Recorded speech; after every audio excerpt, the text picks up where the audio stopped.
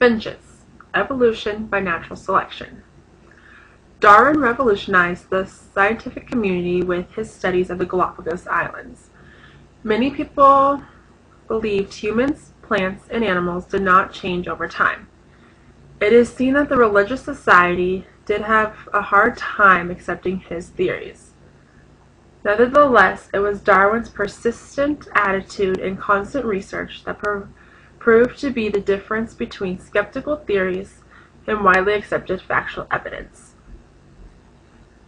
One of Darwin's close colleagues, Sir Charles Lyell, stated, "The entire variation from the original type which any given kind of change can produce may usually be effected in a brief period of time, after which no further deviation can be obtained by continuing to alter the circumstances, though ever so gradually, indefinite divergence either in the way of improvement or deterioration being prevented, and the least possible excess beyond the defined limits being fatal to the existence to the individual."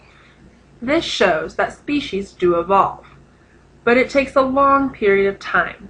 Darwin proved this evolutionary change through his studies of his plant and animal life on the islands. He used these studies in order to explain why certain species live longer than other species, and why it is necessary for species to change. According to botanist de Candolle, "A species is a collection of all the individuals which resemble each other more than they resemble anything else, which can be mutual fecundation, produce fertile individual, and which reproduce themselves by generation in such a manner that they may from analogy suppose them all to have sprung from one single individual." This is a very fundamental idea for such people like Darwin to expand on. On Darwin's voyage of the Beagle, he kept a very detailed journal of all his findings. At first, he did not have any idea that the data and details he recorded of the finches were going to have such significance on the establishment of his theories. He was very adamant about learning the significance of geography on the distribution of species, so that he could further establish an explanation of why the individuals in the species had specific traits. Using his studies of geographical distribution of species, it was feasible to connect one bird that eats leaves and has a thinner beak with a certain part of the island. Furthermore, it was plausible that the location of the bird was a significant reason for why the bird adapted to its environment. All finches exhibit a difference in lifestyle and characteristics. The large ground finch has a broad, wide beak that is used for cracking hard seeds, whereas the cactus ground finch has a long, curved beak used for reaching down into the cactus flower. It was with the help of John Gould, an ornithologist, that it was determined that the birds were ground finches, a new group containing 12 species. Evolution is the change in genetic material of a population in order to adapt to their environment, which is what occurred with the Galapagos Island finches. The factors that cause evolution are natural selection, migration or gene flow, genetic drift, and mutation. A specific factor that Darwin focused on was the idea of natural selection. He was trying to show that it was possible that transmutation of species had occurred, and that natural selection, the preservation by the environment of specially well-adapted variation, was a possible explanation, and that these explanations fitted the facts better than any others.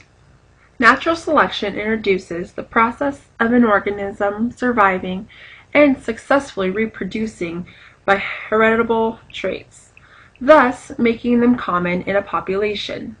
The finches that did not adapt to the environment were not as successful as those that did, and were probably not likely to survive and produce fruitfully.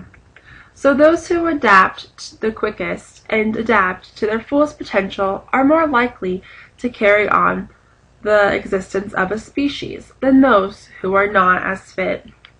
Over time, the adaptations can result in the emergence in new species, as seen with the finches. The idea is crucial to the foundation of modern biology. As the diagram demonstrates, the theory of natural selection leads to evolution. In biological terms, the change in genetic material of organisms in a population is the concept of evolution. The changes that occur from one generation to another can be small, but accumulate over time and can ultimately lead to the emergence of a new species. Evolution is influenced by genetic drift, which allows chance to play a role on passing down genetic traits and natural selection. Evolution is directly connected to Darwinism and its theories before it evolved into many other movements and concepts.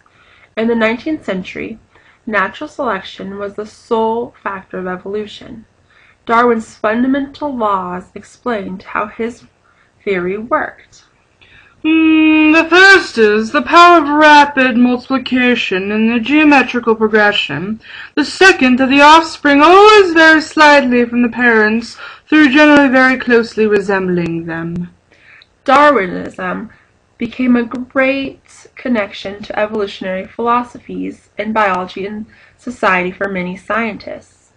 Not only was his theory accepted by most of the scientific community, but it was expanded on and even applied to human existence.